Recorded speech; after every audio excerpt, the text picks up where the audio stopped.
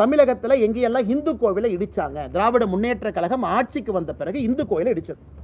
இதில் நிறையா கோவை மாநகர் முத்தானம்மன் கோயிலிருந்து, வேத விநாயகர் டெம்பிள் மின்ட் ரோடு சென்னையிலிருந்து, சூலூர் வாசுதேவர் டெம்பிளிலிருந்து, தஞ்சாவூர் குபேர விநாயகர் டெம்பிளிலிருந்து, கீழவாசல் பகுதி ஆதிமாரியம்மன் கோவிலிருந்து, அரியலூர் மாவட்டம் சனீஸ்வரன் பகவான் கோயில் மேட்டுப்பாளையம், திருவள்ளூர், பெரம்பூர், அது இருக்குதுங்க, லிஸ்ட் இருக்குது. 161 தாண்டிட்டாங்க.